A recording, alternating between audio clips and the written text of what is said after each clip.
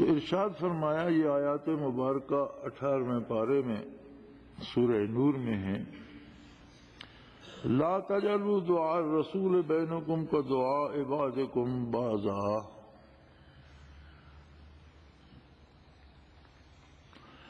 نبی علیہ الصلوۃ والسلام کی بات جب ہو یا آپ حضور اکرم صلی اللہ علیہ وسلم کی خدمت عالیہ میں کچھ عرض کرنا چاہو تو وہ بے تکلفی بات میں نہیں ہونی چاہیے جو تمہاری آپس میں ایک دوسرے کے ساتھ ہے۔ ایک دوسرے کے ساتھ جس طرح آپ مخاطب ہوتے ہو ہزار ادب اور احترام سے کرو، لیکن آپ سب ایک طرح کے لوگ ہو، ایک سٹیٹس کے لوگ ہو، ایک معیار کے لوگ ہو، آپ کی آپس کی بات اور ہے۔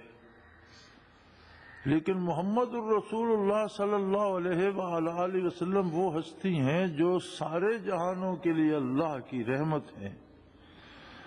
اور جو سارے جہانوں کا واحد وسیلہ ہیں وصول الہی کا۔ تو جب آپ صلی اللہ علیہ وسلم کی بات ہو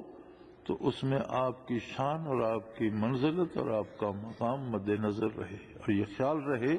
کہ کس بارگاہ میں لب کشائی کر رہا ہوں۔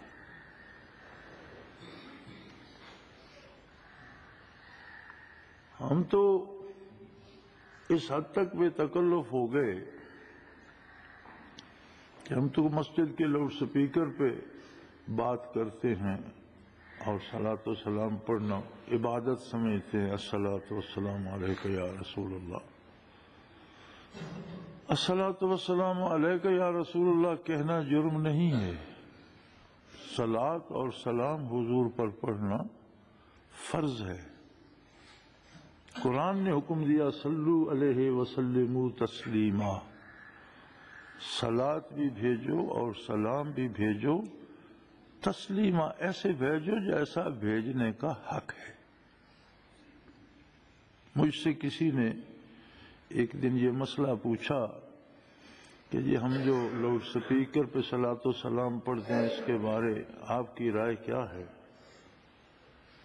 تو میں نے اسے کہا کہ تمہارا گھر مسجد سے کتنے دور ہے، آواز پہنچتی ہے؟ کہنے لگا جی پہنچتی ہے۔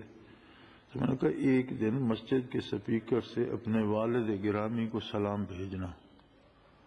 اور مسجد میں زور زور سے کہنا کہ ابا جی السلام علیکم 5 منٹ کہتے رہنا، تو میں جانے کی ضرورت نہیں پڑے گی، ابا جی مسجد میں پہنچ جائیں گے اور مسئلہ سمجھا دیں گے، تمہیں گھر جانے کی ضرورت نہیں پڑے گی، تم پڑھتے رہنا اور وہ سن کر خود ہی آ جائیں گے اور تمہیں مسئلہ سمجھا دیں گے۔ اگر کسی والد کو بیٹا وہاں سے پکار کر کہے تو وہ سمجھتا ہے کہ میرے ساتھ گستاخی کر رہا ہے، تو اس بارگاہ عالی میں آپ اس بے تکلفی سے چلاتے ہیں۔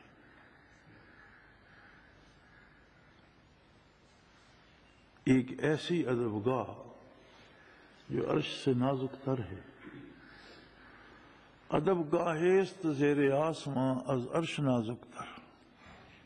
آسمان کے نیچے ہے یہ دربار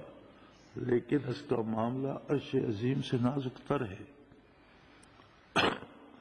نفس گم کردہ می آیند ابو بکر و عمر ہی جا،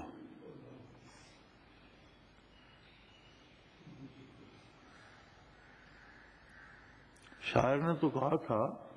جنید و با یزید ہی جا، لیکن میں اس میں تصرف کیا کرتا ہوں کہ جنید و با یزید کی اس بارگاہ میں کیا حیثیت ہے، پرے کا بھی نہیں۔ نفس گم کردہ می آین ابو بکر و عمر ہی جا، وہ ہستیاں جنہوں نے عالم کفر پہ لرزہ طاری کر دیا جب اس بارگاہ کی طرف رخ کرتی ہیں تو ان کے چہرے سے پسینہ چھوٹ جاتا، رنگت سفید پڑ جاتی ہے، آواز نکلتی نہیں۔ روضہ اطہر کے ساتھ گلی تھی، اب تک تھی، اب مسجد کی توسیع میں وہ گلیاں ختم ہو گئی۔ گلی کے اس پار ایک گھر تھا، اس میں ایک خاتون اپنی دیوار میں کیل ٹھونکنے لگی، کوئی چیز لٹکانی ہوگی، کچھ ضرورت ہوگی، ٹھک ٹھک کی آواز آئی، سیدہ عائشہ صدیقہ رضی اللہ تعالی عنہا ام المومنین، انہوں نے فوراً پیغام بھیجا اور آپ کے الفاظ یہ تھے، لا تؤذوا رسول اللہ صلی اللہ علیہ وسلم، نبی کریم صلی اللہ علیہ وسلم کو پریشان نہ کرو، کیا ٹھک ٹھک کر رہی ہو؟ گلی کے اس پار گھر تھا، اس نے کیل ٹھوکنا چاہی تو ام المومنین نے پیغام بھیجا فوراً یہ ٹھک ٹھک بند کرو، اس سے نبی کریم صلی اللہ علیہ وسلم کے آرام میں خلل آتا ہے، اتنی بڑی بارگاہ کے قریب اور اس طرح شور کر رہی ہو۔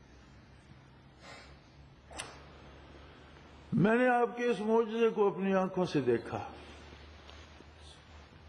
جب مسجد نبوی کی توسیع ہو رہی تھی تو متعدد بار حاضری نصیب ہوئی، ایک بار نہیں کئی بار، برسوں ہوتی رہی۔ انہوں نے جو ستون اس میں کھڑے کیے ہیں اور ان کی بنیادیں وہ بہت گہری لے گئے ہیں، بعض کے مطابق 70 فٹ تھیں۔ اب وہ 70 فٹ جو پلر کی بنیاد رکھی گئی اس کے لیے انہوں نے مشینیں لگائیں، ایک کٹر تھا وہ پورا 70 فٹ کا کٹر تھا، اب یہ مسجد 20 فٹ بلند ہے، وہ کٹر 70 فٹ تھا، پھر اس کے اوپر کئی من 50-60 من وزنی وہ ایک لوہا تھا تھوڑا سا، وہ مشین اس کٹر کو زمین پہ رکھ کے پھر وہ جب مشین چلتی تو اس لوہے کو اوپر اٹھاتی، اوپر سے چھوڑ دیتی، وہ زور سے اس پر لگتا، اور ایک نہیں سینکڑوں مشینیں لگی ہوئی تھیں، چونکہ بہت سے ستون بننے تھے اور ایک وقت میں لگی ہوئی تھی، اور مدینہ منورہ پورے شہر میں ہوٹلوں میں